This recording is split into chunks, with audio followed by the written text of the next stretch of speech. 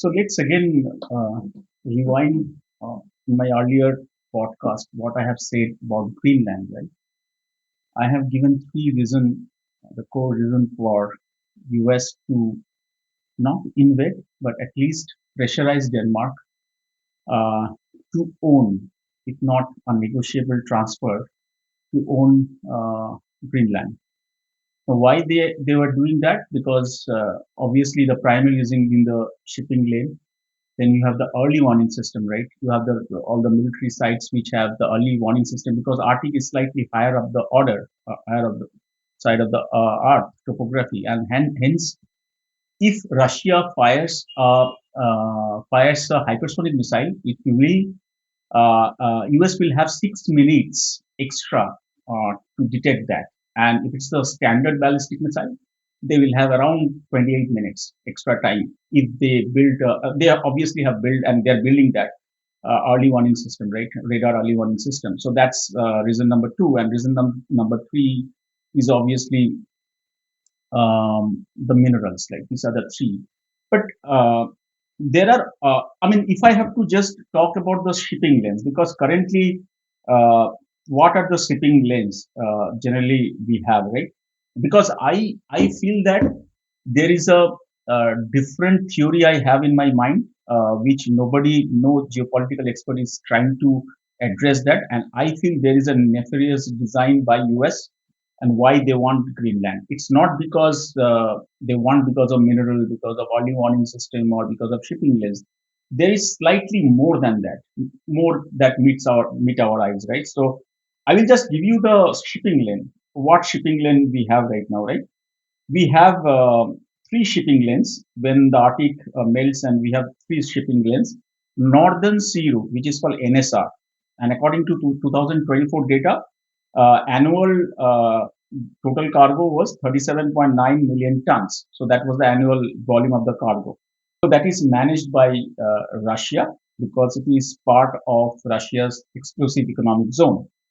So the second shipping lane is Northwest Passage, which is called NWP, and this is managed by US. And the volume of cargo is 18 million tons, which is almost half. Right? Russia and China was managing 37.9 million tons, and Northwest Passage is currently 18 million, so almost half.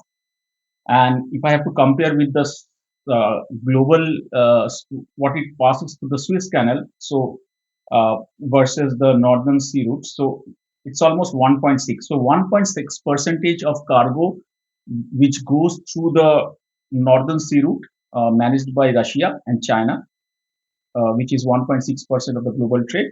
And similarly, Northwest Passage, which is managed by US, is almost less than 1%. So it's very low volume. And I don't think so that will have a challenge because, I mean, for less than 1% of global volume trade, US will not have any problem. But there's another one which is being built or thought of. It's a new thing which has not come up, and they're trying to build across the Alaska, right, region, and which is called the Arctic Blue Belt. They are calling it, right, the Traverse Blue Belt, and that probably is the area where US is trying to see that opportunity for bypassing both the NSR and NWP so that they can reduce the cost by almost 30% and improve the volume or increase the volume of cargo by almost 20 to 25%. So that's an area, but I don't think so. These are the quite reason because the US is going to the extent that it is actually uh, dividing the NATO, right? Dividing the European Union also, and there's a lot of stake in place. So whether because of these three reasons, shipping lane, minerals, and early warning radar system, they are taking so much of risk in the negotiated deal. I don't think so. Now, if you see the map of Greenland, Greenland is between Russia and Canada, right? Now, just Greenland sits between Russia and Canada. So, top in the upper portion you have Russia, and below Greenland you have Canada. Now, I have a feeling. Again, I'm just trying to preempt what Donald Trump and the larger geopolitical think tank in US is thinking that uh, the US have a doctrine because whenever I try to understand what is the crux of a problem in geopolitics. I go back or fall back to the doctrine a country has. So US have a doctrine called strategic expansion, which is also meaning that you create a deep state which can change the regime and you practically own a country. Not actually own a country, but you actually run a puppet region, right? So that's called strategic depth or strategic expansion or deep state operation, right? Whatever you can call it. Now, I think so. They will, if they want any kind of such, because Denmark was pro-US, obviously Denmark was pro-US, and Denmark was open for any kind of negotiation or any kind of negotiation in terms of commerce and minerals and defense and all those things. So why Donald Trump is so aggressive about Greenland? The real problem is that he want to own Canada, right? His ultimate goal is to make Canada 51st state or 52nd state, if you are thinking of any other Venezuela, other components. So he want to own Canada. And if he owns Canada, if US owns Canada, then that doctrine fails, right? I will not have anybody, Russia or China, as my immediate neighbor. So, if say, for example, in next 2 years' time, um, Canada becomes part of US. Now, US will not allow Russia and China to be just the immediate neighbor, which is that controlling the Greenland or ship passing all the ships, right? Both military ships and the commercial ships going through the shipping lanes, and they don't want to do that. And hence, I feel Donald Trump is quite aggressive on Greenland. It is outside, he's just projecting it is because of shipping lanes, because of mineral, because of defense, and but I think so. It is because of Canada. He's trying to see as a long term view that Canada will ultimately be part of US, and if it is part of US, then they don't want Greenland as a neighbor, which is actually being not governed, actually being influenced by China or Russia.